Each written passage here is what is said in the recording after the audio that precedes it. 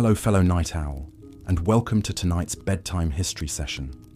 Whether you're joining for the first time or back for another tale, I'm so glad you've chosen to spend some time with me tonight. Before we begin our journey back in time, to the bizarre realm of medieval medicine, I'd love to know where in the world you're listening from and what time of day it is for you right now. We'd love to know where in the world our community of nocturnal historians reside. And if you find yourself enjoying this type of calm historical storytelling, please consider subscribing so you don't miss the next one. Now, make yourself comfortable, nestle under the covers if you'd like, and let your mind drift back with me, back through the centuries, to a very different time, the Middle Ages. Picture in your mind's eye a small, rustic village. Dirt paths wind between simple houses of wood and thatch. Smoke rises from cooking fires as peasants toil in the surrounding fields, their backs bent under the weight of their labours. The sun hangs low in the sky, casting long shadows across the hamlet as another day draws to a close. But amidst the usual sights and sounds of village life, there is an undercurrent of unease tonight. Worried whispers pass between neighbours. Furtive glances are cast at one cottage in particular. For inside, a young man lies fevered and aching, his body racked by a dread disease. The Black Death has come to call. The year is 1348, and this is the scene playing out in countless villages and towns across Europe as the most notorious pandemic of the Middle Ages begins its relentless march. One by one, communities will be brought to their knees as the plague scythes through the population like a merciless reaper. But before we zoom out to consider the wider toll of this catastrophe, let us linger here a moment longer in this one afflicted household to consider the human tragedy at the heart of it all. The family is gathered around the bedside of their eldest son, his once strong body now laid low by pestilence. Just days ago, he was out working the fields alongside his father, dreaming of the future, making plans for the harvest, and perhaps a family of his own someday. How quickly those dreams have turned to dust. It began with a fever and chills that racked his body. Then the aches set in, a deep throbbing pain in his joints and his head. But worst of all were the swellings, the dreadful buboes that gave this strain of plague its name. Hard, painful lumps that arose in his groin, under his arms, on his neck, steadily growing, turning black, sometimes rupturing to ooze foul pus and blood. His mother has hardly left his side, mopping his brow with a damp cloth, murmuring prayers, desperately mixing poultices and remedies in hopes of fighting off this unseen assailant. But in her heart, a grim certainty is taking hold. She has heard the rumours. She knows the signs. The Black Death does not relinquish its victims. In desperation, the family has even called upon the local healer, a bent old man who arrives reeking of garlic and muttering incantations. He casts stones and bones, applies foul-smelling ointments, lights candles and chants spells, but his arsenal of folk remedies and superstitions is woefully outmatched. After all, what good are leeches and bloodletting against a foe so implacable, a contagion so virulent that it can strike down the sturdiest soul in a matter of days? In a time before microscopes and petri dishes, before the very notion of germ theory, what hope is there? And so, with a final rattling gasp, the young man surrenders his spirit. His family is left to collapse in grief, their anguished sobs echoing into the night. There will be no funeral, no gatherings to celebrate his memory and bid him farewell. Such practices have been banned for fear of spreading the pestilence further. Instead, he will be buried hastily in a shallow grave, or perhaps even consigned to the flames of a mass pyre already piled high with victims. His family's tragedy is far from unique. All across this village, all across the continent, similar scenes of heartbreak and despair are unfolding. As the Black Death tightens its grip, it will leave no life untouched. In the coming months, this village will lose over half its population, a staggering toll repeated in hamlet after hamlet, town after town. Fields will go untended, livestock will roam untamed, as able-bodied labourers succumb. The social order will strain and buckle, as lords perish alongside peasants, as those who should provide leadership and guidance are themselves laid low. Some who contract the disease may be lucky enough to survive, but they will bear the scars, both physical and emotional, for the rest of their lives. Fingers, toes, even limbs may be lost to gangrene. Minds will be haunted by the memory of loved ones, of entire families, snuffed out like so many candles. And in the aftermath, as the shattered survivors emerge to pick up the pieces, they will find their world irrevocably changed. With so many dead, labour will be in short supply, shifting the balance of power between lord and serf. Long-standing social structures will begin to crumble, paving the way for uprisings and revolts in years to come. Even the church, that unshakable bedrock of medieval life, will find its authority challenged as prayers seem to go unanswered, and pious men of God perish alongside sinners. Some will see the plague as a punishment from the Almighty, a great reckoning for the sins of man. Others will question how a loving God could inflict such suffering upon his children. These are the far-reaching consequences that will ripple out from our single tragic village, from the heartbreak of one family multiplied by thousands upon thousands. The Black Death will serve as a grim reminder of how fragile life could be in an age before modern medicine, when the very air you breathed could spell your doom. But the sad truth is, even in the years between these great pandemic waves, the shadow of illness and death was never far away for medieval people. In our next section, we'll take a closer look at some of the endemic diseases that made surviving to adulthood a feat in itself, as well as some of the medical practices that often did more harm than good. I do hope you'll stay with me. For now, though, let us offer a moment of silence for all those lives cut short, for all those families torn asunder by the merciless plague. As we drift off to sleep in our safe, comfortable modern world, let us hold a space of gratitude in our hearts for the medical knowledge and treatments we so often take for granted. Until next time, dear listener, I wish you a restful night and pleasant dreams. This is your host, bidding you good night. The villagers had seen their share of hardships over the years, from failed crops to harsh winters, but nothing could prepare them for the devastation wrought by the Black Death. As the plague tore through their tight-knit community, it left a wake of suffering and sorrow that would scar them for generations to come.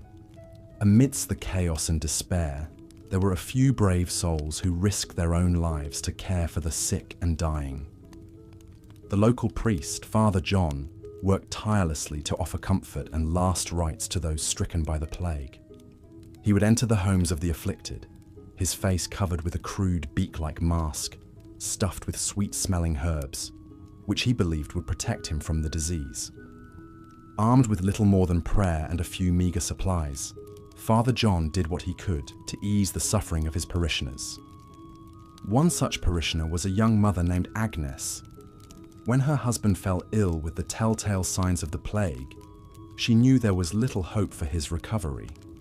She watched helplessly as he writhed in agony, his body racked with fever and pain.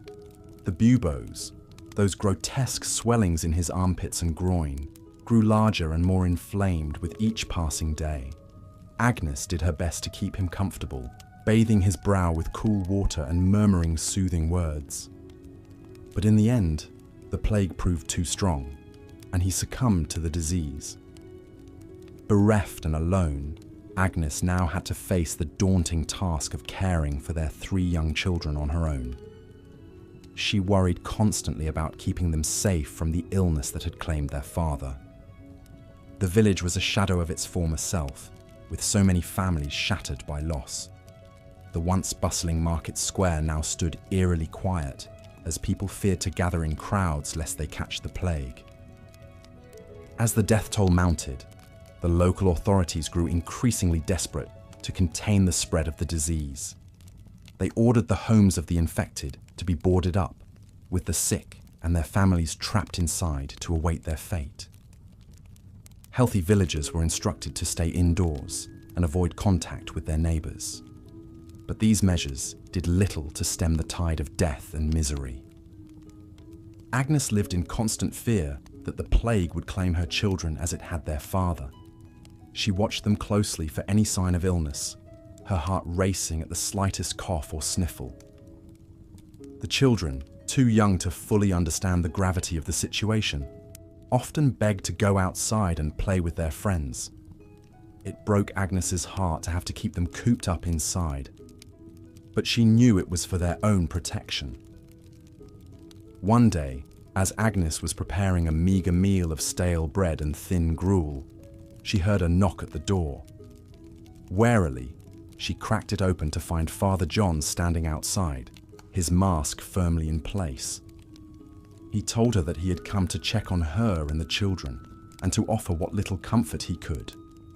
Agnes hesitated for a moment, fearful of letting anyone into their home. But the kind look in the priest's eyes reassured her, and she stepped aside to let him enter. Father John sat with the family, offering prayers and words of encouragement. He listened patiently as Agnes poured out her grief and fear, his presence a balm to her troubled soul. When he took his leave, Agnes felt a glimmer of hope for the first time in weeks. She knew that the road ahead would be long and difficult, but she took strength from the knowledge that she was not alone. As the long, dark days of the plague dragged on, Agnes and her children clung to each other for support. They found small moments of joy where they could, playing quiet games and telling stories by candlelight. Agnes taught her children the importance of cleanliness, making sure they washed their hands and faces regularly. It was a small thing, but it gave her a sense of control in a world that seemed to have gone mad. Slowly, painfully, the village began to recover from the ravages of the Black Death. The sick were tended to as best as possible, and the dead were buried in mass graves outside the village walls. Those who survived emerged from their homes, blinking in the sunlight like moles coming up from their burrows. They grieved for those they had lost, but they also celebrated the fact that they had made it through the worst. For Agnes and her children, life would never be the same. They would always carry the scars of the plague with them, both physical and emotional. But they had each other, and that was enough. As they picked up the pieces of their shattered lives, they did so with a newfound appreciation for the simple joys of each day. A warm meal, a gentle hug, a soft bed to sleep in at night. These were the things that mattered most. As the years passed, the memory of the Black Death began to fade, like a bad dream slowly losing its grip. The village slowly rebuilt itself, stone by stone and family by family. New babies were born, old wounds healed, and life went on. But for those who had lived through the plague, the spectre of illness and death was never far from their thoughts. They knew all too well how fragile life could be, and how quickly it could be snatched away. In a world without modern medicine, where the simplest scratch could turn deadly, they learned to cherish each moment as if it were their last. They told stories of the loved ones they had lost, keeping their memories alive even as their bodies returned to dust. And so, as the sun set over the medieval village, casting long shadows across the fields and lanes, the survivors of the Black Death settled in for another night. They drew their loved ones close, whispered prayers of gratitude and protection, and drifted off to sleep. Their dreams haunted by the ghosts of the past, but their hearts full of hope for the future. For they knew that even in the darkest of times, there was always a glimmer of light to be found. Whether it was the kindness of a neighbor, the love of a family member, or the simple beauty of a sunset, these were the things that made life worth living. And as long as they had each other, they knew they could face whatever challenges lay ahead, one day at a time. The story of Agnes and her family is just one of countless tales of resilience and perseverance in the face of unimaginable adversity. Throughout the Middle Ages, people from all walks of life found themselves confronted with the constant threat of disease and death. From the lowliest peasant to the mightiest king, no one was immune to the ravages of illness. One of the most notorious diseases of the medieval period was leprosy. This chronic infectious disease, caused by a bacteria called Mycobacterium leprae, primarily affects the skin, peripheral nerves, upper respiratory tract, and eyes. In medieval times, leprosy was a highly stigmatized condition, with those afflicted often cast out of society and forced to live in isolation. The origins of leprosy are somewhat murky, but it is believed to have first appeared in ancient civilizations like Egypt and China. By the Middle Ages, it had spread throughout Europe, with hundreds of leper colonies established to house the afflicted. These colonies, often located on the outskirts of towns and cities, provided a measure of care and support for those with leprosy, but they also served to keep them separate from the rest of society. One of the most famous leper colonies of the medieval period was the village of Eyam in Derbyshire, England. In 1665, when the Great Plague struck the village, the residents made the brave and selfless decision to quarantine themselves to prevent the spread of the disease to neighbouring towns. For 14 months, the villagers endured unimaginable suffering and loss, with many succumbing to the plague. But their sacrifice paid off, and the plague was contained within the village walls. The story of Eyam is a testament to the strength and resilience of the human spirit in the face of overwhelming odds. It also highlights the importance of community and solidarity in times of crisis.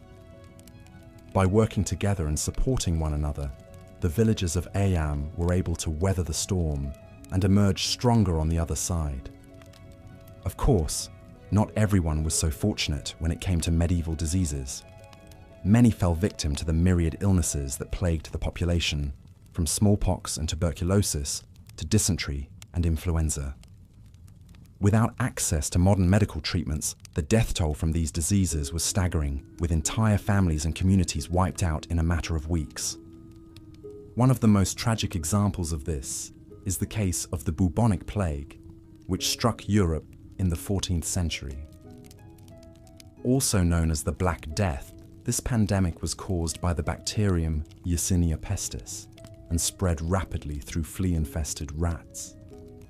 The symptoms were horrific, with victims developing painful, swollen buboes in their armpits, neck and groin, as well as fever, chills and vomiting. The Black Death claimed the lives of an estimated 75 to 200 million people across Eurasia and North Africa, with some cities and towns losing up to 60% of their population.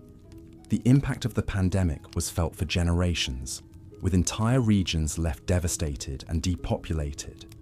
It was a stark reminder of the fragility of life in the face of an invisible and deadly enemy. Yet even in the midst of such unimaginable tragedy, there were glimmers of hope and humanity. Doctors and healers worked tirelessly to treat the sick, often at great personal risk to themselves. Religious orders established hospitals and hospices to care for the afflicted, providing comfort and solace in their final moments. And in some cases, as with the village of Eyam, communities banded together to support one another and limit the spread of disease. These stories serve as a reminder that even in the darkest of times, the human spirit endures. Through compassion, resilience, and solidarity, medieval people found ways to cope with the constant spectre of illness and death. And while we may never fully understand the depths of their suffering, we can honor their memory by learning from their experiences and working to build a world where no one has to face such unimaginable hardship alone. As we reflect on the legacy of medieval diseases, it's worth noting that many of the same challenges that plagued our ancestors continue to confront us today. From the ongoing COVID-19 pandemic to the rise of antibiotic-resistant superbugs, We are still grappling with the threat of infectious disease on a global scale. But we also have tools and knowledge at our disposal that our medieval counterparts could scarcely have imagined. Advances in medical science, from vaccines and antibiotics to cutting-edge diagnostic technologies, have given us a fighting chance against even the most formidable of foes. And while we may still have a long way to go, we can take heart in the progress we've made and the lessons we've learned along the way. One of the most important of those lessons is the value of public health measures in preventing the spread of disease. From basic hygiene practices like hand washing and sanitation to more complex interventions like quarantine and contact tracing, we now understand the crucial role that such measures play in protecting our communities. We've also come to appreciate the importance of scientific research and collaboration in developing new treatments and therapies. The rapid development of COVID-19 vaccines, for example, is a testament to the power of international cooperation and innovative thinking in the face of a global crisis. Of course, we still face significant challenges when it comes to ensuring equitable access to healthcare and medical resources. Just as in medieval times, marginalized communities often bear the brunt of infectious disease outbreaks, with limited access to testing, treatment, and support services. Addressing these disparities will require a concerted effort from governments, healthcare providers, and civil society organizations alike. But perhaps the most enduring lesson we can take from the history of medieval diseases is the importance of compassion and empathy in the face of suffering.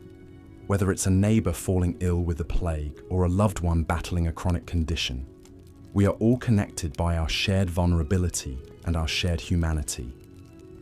By reaching out to those in need, offering comfort and support where we can, and working together to build a more just and equitable world, we can honor the memory of those who came before us and create a brighter future for generations to come. It's a task that will require courage, perseverance, and no small measure of hope. But if the stories of our medieval ancestors have taught us anything, it's that even in the face of unimaginable odds, the human spirit always finds a way to endure. And so, as we lay our heads down to sleep, let us hold fast to that spirit of resilience and compassion. Let us remember the sacrifices and struggles of those who came before us, and let us draw strength from their example as we face the challenges of our own time. For in the end, it is our shared humanity that will see us through. And it is in that humanity that we will find the hope and healing we so desperately need. The flagellants marched through town, their bare backs bloody and raw from self-inflicted whippings. They believed that by punishing themselves, they could atone for the sins of mankind and persuade God to lift the plague from their lands. As they chanted and flailed, onlookers watched with a mix of reverence and unease. Some even joined in, desperate for any glimmer of hope in these dark times. But not everyone put their faith solely in divine intervention. In the monasteries and convents scattered across Europe, monks and nuns took on the selfless duty of caring for the sick and dying. They offered what meager comfort they could, providing food, clean water, and a kind presence to those suffering from plague and other illnesses. It was a task that many saw as a holy calling, a way to live out their Christian values of charity and compassion. One such caregiver was Sister Maria, a young nun in a small Italian convent near Naples. Though only in her early 20s, Maria had already seen more than her fair share of sickness and death. When the Black Death struck her community, she volunteered to help tend to the afflicted, seeing it as her sacred duty. Day after day, Maria entered the makeshift ward where dozens of plague victims lay suffering. The air was thick with the stench of disease and despair, but she pressed on, offering sips of water to parched lips and whispered prayers to those in their final moments.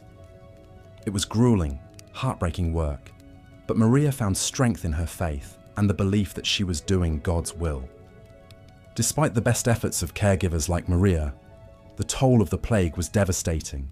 In some regions, it's estimated that up to 60% of the population perished.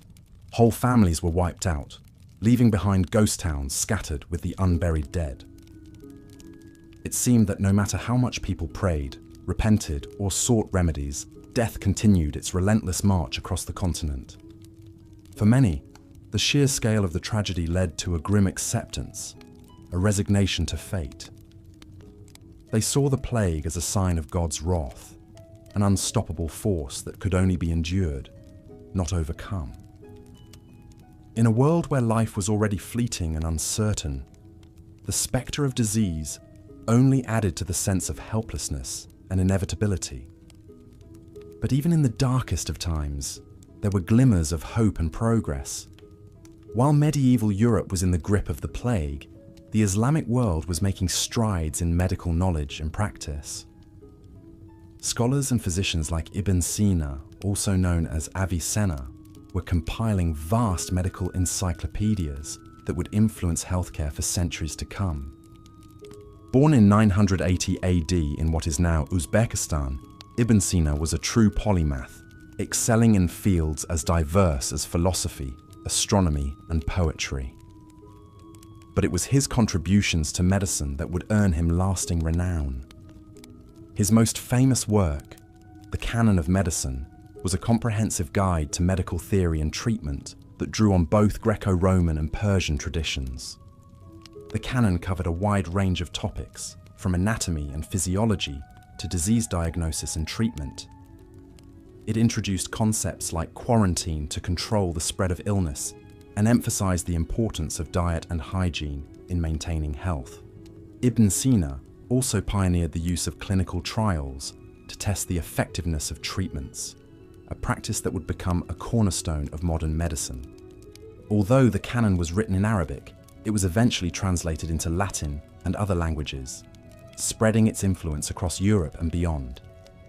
It became a standard text in medical schools and universities, shaping the education of countless physicians for over 600 years. Of course, the impact of works like the canon was gradual and uneven. In medieval Europe, many medical practitioners still clung to ancient and ineffective methods like bloodletting and purging. But there were some who sought to integrate new knowledge and techniques into their practice. One such pioneer was Trotula of Salerno, a female physician who lived and worked in the coastal town of Salerno, Italy, during the 11th or 12th century.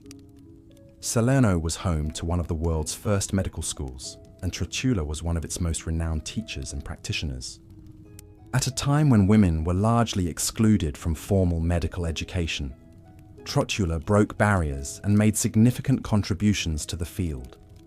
She wrote several influential texts on women's health issues, including gynecology, obstetrics, and cosmetics. Her works challenged prevailing notions about female physiology and offered practical advice for treating common ailments. Trotula's legacy extended far beyond her own lifetime. Her texts were widely circulated and translated, influencing medical practice across Europe for centuries. She became a symbol of the potential for women to excel in medicine and science, despite the many obstacles they faced. Stories like those of Ibn Sina and Trotula offer a reminder that even in the bleakest of times, there were individuals working to push the boundaries of knowledge and improve the human condition. Their efforts may have been overshadowed by the immense suffering of the era, but they helped lay the foundation for the medical advances that would come in later centuries. As we return to our plague-stricken village, years after the Black Death first reared its ugly head, we can see small signs of progress and resilience. The streets are a little cleaner, with gutters and rudimentary sanitation systems helping to control the spread of disease. Some of those who survived the initial onslaught have developed a degree of immunity, and they pass on their hard-earned wisdom to the next generation. Life is still hard, and illness still claims far too many lives. But there is a sense of cautious optimism, a belief that by working together and staying vigilant, the worst can be kept at bay. The memories of those lost to the plague are never far from mind, but they serve as a reminder of the preciousness and fragility of life. Looking back from our modern vantage point, it's easy to see how far we've come in the fight against disease. Advances in medical science, technology, and public health have transformed our ability to prevent, diagnose, and treat illness. We have vaccines to protect against once deadly scourges like smallpox and antibiotics to combat infections that used to be a death sentence. Yet we also know that our work is far from finished. New diseases continue to emerge, old ones evolve and resurge, and access to quality healthcare remains uneven across the globe. The COVID-19 pandemic has served as a stark reminder of how vulnerable we still are to the whims of nature and how much we depend on each other for survival and well-being. In that sense, perhaps we are not so different from our medieval ancestors. We may have more knowledge and tools at our disposal, but we still face the same fundamental challenges: how to protect ourselves and our loved ones from harm, how to find meaning and purpose in the face of adversity, and how to build a world that is kinder, safer, and more just for all. As we drift off to sleep, let us hold fast to the lessons of history, the stories of those who came before us, who faced unimaginable hardships and found the strength to carry on. Let us honor their memory by continuing the work of building a better future, one in which no one has to face the terror of illness and death alone. And let us never forget the power of compassion, the importance of caring for one another, even in the darkest of times. For it is in those moments of shared humanity that we find the light that guides us through the storm. So rest now and dream of a world where we all look out for each other, where healing and hope are always within reach. As the barber surgeon made his way through the winding streets of the town, his sharp eyes darted from person to person, searching for signs of illness or injury that might require his services. He was a tall, lean man with a thick beard and a well-worn leather satchel slung over his shoulder. Inside, an array of gleaming blades, saws, and other implements clinked together with each step. The townsfolk eyed him warily as he passed by, some even crossing themselves or muttering prayers under their breath. They knew all too well the pain and suffering that could come at the hands of a man like him. But in times of desperation, when a loved one lay dying of fever or a festering wound, they had little choice but to turn to the barber surgeon. He finally came to a stop outside a small, thatched roof cottage on the outskirts of town. A woman with a haggard face and red-rimmed eyes stood in the doorway, wringing her hands anxiously. "Please, sir," she begged, "my husband. He's been struck down with a terrible ailment. Can you help him?" The barber surgeon simply nodded and followed her inside. The cottage was dark and cramped, with a low ceiling and a dirt floor. In the corner, on a straw mattress, lay the woman's husband. He was ghostly pale, his skin slick with sweat, and his breathing labored. The surgeon set down his satchel and began to examine the man, feeling his forehead for fever and checking his pulse. He frowned as he lifted the man's shirt, revealing a large, swollen lump in his armpit. A bubo, the telltale sign of the dreaded bubonic plague. "I'm afraid it's the pestilence," he said grimly, turning to the wife. "There's not much I can do, but I can try to ease his suffering." He reached into his bag and withdrew a sharp blade and a cup. With deft movements, he lanced the bubo, sending a stream of foul-smelling pus flowing out. The man groaned in agony, but the surgeon paid him no mind. He then placed the cup over the wound and lit a small fire underneath, hoping to draw out the bad humours. As he worked, he recited a prayer to Saint Roch, the patron saint of plague victims. He had seen this terrible illness claim countless lives over the years, and he knew that only divine intervention could truly save a man from its clutches. The wife watched anxiously as the surgeon continued his ministrations, applying poultices of herbs and even a few drops of mercury to the wound. She knew in her heart that it was likely futile, that her beloved husband would soon join the ranks of the dead, but she clung to the faintest glimmer of hope, praying desperately for a miracle. Finally, the surgeon stood up and wiped his bloody hands on a rag. "I've done all I can," he said solemnly. "Now it's in God's hands." He packed up his tools and left a few meager supplies with the wife before taking his leave. As he stepped out into the street, he couldn't help but feel a sense of helplessness wash over him. For all his knowledge and skill, there was still so much about the workings of the human body and the nature of disease that eluded him. He knew he was not alone in this frustration. All across Europe, physicians, apothecaries, and healers of all stripes were grappling with the same challenges.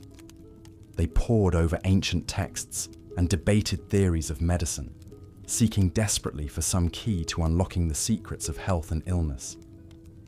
But for now, the barber surgeon could only continue on his rounds, offering what meager aid and comfort he could to the suffering masses. He sent up a silent prayer for the stricken man and his family, hoping against hope that they might be spared the worst of the pestilence's ravages. As he walked on through the town, he couldn't shake the sense of unease that seemed to hang over everything like a black pall. It was as if the very air itself was tainted with sickness and death. He knew that the plague was far from the only scourge that threatened the lives of the people in these dark times. There were so many other illnesses that constantly stalked the land, striking down young and old alike with brutal efficiency. Dysentery, typhoid fever, smallpox, tuberculosis. Their names were spoken in fearful whispers by those who had seen their loved ones succumb to their terrible grip. The barber surgeon had witnessed it all firsthand, the retching and bleeding of dysentery victims, their bodies wasted away to mere skeletons, the high, raging fevers and delirium of those stricken with typhoid, the oozing, pustulent sores that covered the faces of smallpox sufferers, the racking coughs and bloody sputum of consumptives slowly drowning in their own lungs.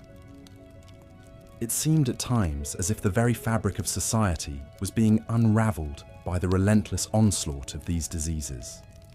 Families were torn apart, whole villages decimated, the ranks of the dead swelling with each passing day. And yet, life went on, as it always had.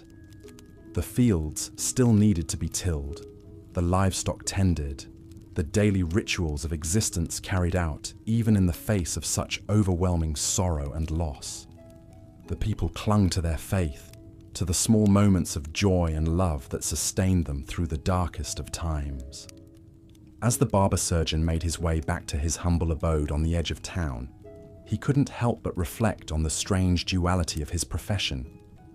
He was both revered and reviled by the common folk, seen as a bearer of both healing and suffering. In truth, he knew that the remedies and treatments he offered were often little more than guesswork and superstition, passed down from master to apprentice over the generations. The humoral theory that guided so much of medieval medicine, with its emphasis on balancing the body's 4 vital fluids, seemed increasingly inadequate in the face of the complex realities of disease. And yet, he also knew that his role went far beyond the mere physical ministrations he provided. In a world where life was so precarious, so fraught with uncertainty and danger, he served as a beacon of hope and comfort to those in despair. He thought of all the hands he had held as they slipped from this mortal coil, all the brows he had soothed with cool cloths and gentle words, all the prayers he had whispered over the dying in their final moments. It was a heavy burden to bear, but one he shouldered willingly. For in the end, what else could he do but offer what little solace and succor he could to his fellow man in their time of greatest need? In a world so full of darkness and suffering, it was the smallest acts of kindness and compassion that shone the brightest. As he reached his doorstep and stepped inside, the barber surgeon sent up one final prayer for the souls of all those who had fallen victim to the merciless ravages of disease. "May they find peace in the hereafter," he whispered, "and may those left behind find the strength to carry on in their absence." And with that, he closed his eyes and let the weariness of the day wash over him, knowing that tomorrow would bring fresh challenges and fresh sorrows, but also, perhaps, the faintest glimmer of hope amidst the gathering gloom. As the barber surgeon made his way through the winding streets of the town, his reputation preceded him. Whispers followed in his wake. Some sang his praises as a skilled healer, while others murmured darkly of patients who had met grisly fates under his knife. The truth, as ever, likely lay somewhere in between. He cut an imposing figure as he strode into the market square, his leather apron stained with the telltale signs of his trade. At his side hung an array of gleaming blades, saws, and other implements, whose purposes were best left to the imagination. The locals eyed him warily, unsure whether to approach or keep their distance. But approach they did, for what choice did they have? In a world where even a simple cut could fester and lead to a slow, agonizing demise, the services of a barber surgeon were always in high demand. And so, a queue began to form, the townsfolk lining up to place their lives and well-being in the hands of this enigmatic figure. One by one, they stepped forward to present their ailments and injuries. A farmer, his hand mangled by a plough blade; a young mother, desperate to save her feverish child; an elderly man, his skin mottled with weeping sores. The barber surgeon listened to each in turn, his expression inscrutable behind his bushy beard. For some, he prescribed poultices and tinctures, concocted from herbs and ingredients that only he seemed to know. For others, he recommended more drastic measures, a bloodletting to balance the humours, or perhaps the application of leeches to draw out bad blood. And for an unfortunate few, he grimly suggested surgery, an amputation to prevent the spread of gangrene, or the agonizing process of trepanning to relieve pressure on the brain. Throughout it all, the question lingered. Were these treatments truly effective, or were they simply the desperate grasping of a society still in the dark about the true causes of illness and disease? It was a question that even the most learned medical minds of the age struggled to answer. For in truth, the medieval understanding of the human body and how it functioned was woefully inadequate. Physicians and healers alike were guided by ancient theories and superstitions that, while occasionally containing kernels of wisdom, were just as often wildly off the mark. Chief among these was the concept of the four humours: blood, phlegm, black bile, and yellow bile, which were thought to govern health and personality. An imbalance of these humours was believed to be the root cause of most ailments, and treatments were designed to restore equilibrium through whatever means necessary. This often led to practices that, to modern eyes, seem misguided at best and downright barbaric at worst. Bloodletting, for instance, was an immensely popular practice predicated on the belief that draining away excess, or bad blood, could cure a vast array of ills. In reality, it only served to weaken already frail patients, and in some cases likely hastened their demise. Similarly, the use of leeches and other parasites to draw out corrupt humours was widespread, despite there being little to no evidence of their efficacy.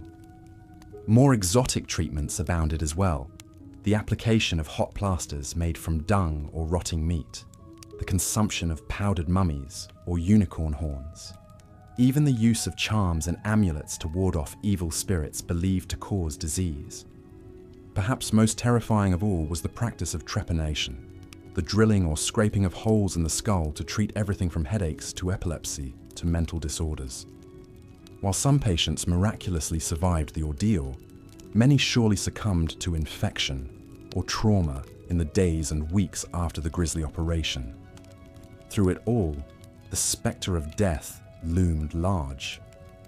In a world without antibiotics, even minor wounds and illnesses could quickly turn fatal if left untreated or exacerbated by well-meaning but misguided attempts at healing. Childbirth, too, was an immensely perilous undertaking, it's estimated that as many as 1 in 3 women may have died as a result of complications during labor. And then there were the great pandemics that periodically swept through medieval societies, claiming countless lives and sowing terror in their wake. Foremost among these was the Black Death, which raged across Europe in the 14th century and wiped out an estimated 30 to 60% of the population in the span of just a few years. The cause of the plague was unknown to medieval physicians, who attributed it variously to poisoned air, divine retribution, or even the alignment of the planets. Treatments ranged from the ineffectual, such as the burning of aromatic herbs or the wearing of magical amulets, to the downright bizarre. One 14th century doctor recommended a concoction of ground-up snakes, pigeon's blood, and chunks of treacle to ward off the pestilence. In the end, of course, such measures did little to stem the tide of death and suffering. Entire villages were decimated, their inhabitants succumbing one by one until only ghosts and memories remained. The social and economic repercussions of the plague were immense and far-reaching, reshaping the very fabric of medieval life in ways that would reverberate for generations to come. Yet even in the darkest of times, there were glimmers of hope and progress.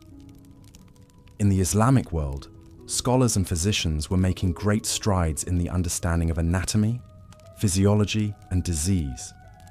Figures like Ibn Sina, also known as Avicenna, compiled vast medical encyclopedias that would serve as the standard texts for centuries to come. In Europe, too, there were signs of a gradual shift towards a more empirical, evidence-based approach to medicine. The establishment of early hospitals and medical schools, such as the famed Schola Medica Salernitana in Italy, provided a forum for the dissemination of knowledge and the training of a new generation of practitioners. And in the realm of public health, some forward-thinking cities began to take steps to improve sanitation and hygiene, recognizing the link between filth and disease. The construction of sewers and public latrines, the paving of streets, and the regulation of food markets all helped to reduce the spread of contagion, even if the underlying causes remained a mystery. But these were small steps on a long and arduous journey. For the vast majority of people in medieval times, life remained a precarious proposition, forever at the mercy of famine, war, and pestilence.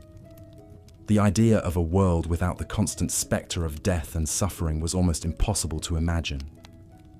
And yet, slowly but surely, that world was coming into being. With each passing year, each new discovery and innovation, the darkness of superstition and ignorance was gradually giving way to the light of reason and science.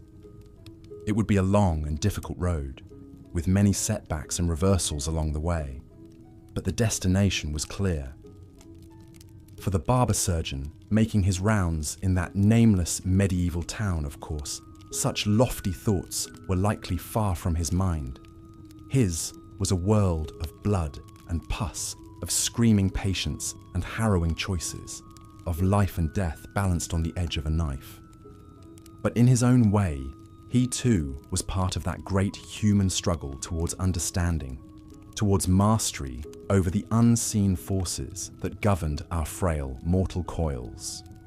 Through trial and error, through the hard-won knowledge passed down from generation to generation, he and his ilk were laying the foundations for the medical miracles of the future. And so he soldiered on, applying his poultices and wielding his blades, doing what little he could to ease the suffering of his fellow man. It was a grim and thankless task, but one that someone had to undertake. For in the face of the great unknown, the unyielding cruelty of the cosmos, what choice did any of us have but to reach out into the darkness, to comfort and to heal, to rage against the dying of the light? These were the thoughts that flickered through the barber surgeon's mind as he made his way back to his humble abode that evening, his apron heavy with the weariness of the day's labours. Tomorrow would bring more of the same, more pain, more fear, more desperate battles against the ravages of disease and decay. But for now, he could rest, secure in the knowledge that he had done his part to push back against the tide of human suffering. And in the end, perhaps that was all any of us could hope for: to leave the world a little better than we found it, to plant the seeds of a brighter future that we ourselves might never live to see.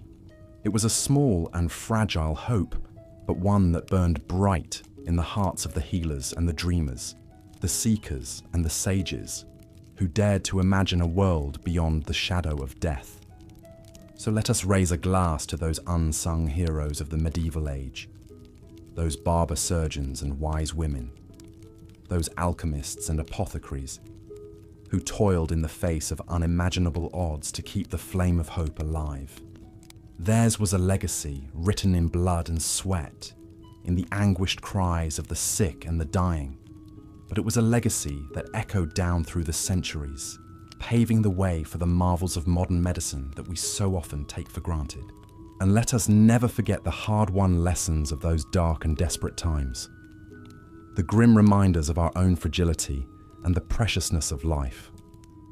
For in the end, we are all of us heirs to that great human struggle, that timeless quest to push back against the boundaries of our own mortality, to wrest meaning and purpose from the jaws of oblivion. It is a struggle that continues to this day, in the gleaming halls of hospitals and research labs, in the quiet determination of doctors and nurses, in the indomitable spirit of patients and their loved ones. And though the road ahead may be long and fraught with peril, we can take solace in the knowledge that we do not walk it alone, that we are part of a great and noble lineage, stretching back to the very dawn of civilization. So let us press on, armed with the hard-won wisdom of the ages, guided by the light of reason and compassion, ever striving towards that shining city on the hill, that world where the spectre of death and suffering holds no sway, where every child born has the chance to live a life of dignity and purpose, free from the ravages of disease and despair. It is a world that may always hover just out of reach, a dream that may never be fully realized,